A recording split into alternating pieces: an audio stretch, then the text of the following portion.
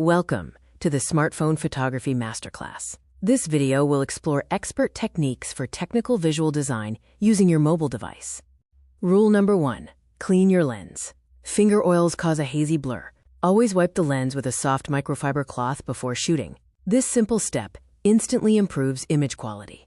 Mastering light starts with the golden hour. Natural light is best right after sunrise or right before sunset. This soft light creates beautiful skin tones and warm colors, so avoid the harsh midday sun.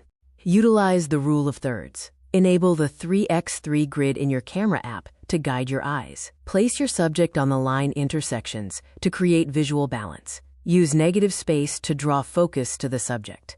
Control your focus and exposure. Tap the screen on your subject to set the focus point. Slide your finger up or down to manually adjust the brightness. Long press to lock these settings for manual control.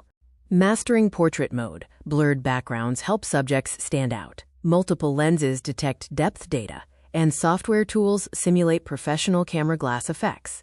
Explore unique angles. Getting low to the ground and using upward angles can make architecture look powerful. Changing perspective shifts the story of your photo. Use leading lines to guide the viewer's eye towards your subject. Parallel lines create a 3D depth effect. Center lines can provide a formal and stable look through symmetry. Looking at photography trends, the data shows that most visual content is now mobile first. Smartphone uploads account for 85% of content, emphasizing the importance of mobile photography skills.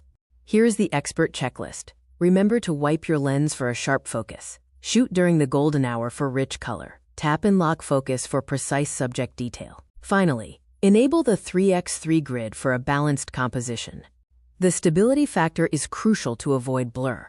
Always hold your phone with two hands, tucking your elbows into your ribs to create a human tripod. Stable cameras produce clear data, while unstable ones cause pixel noise and blur.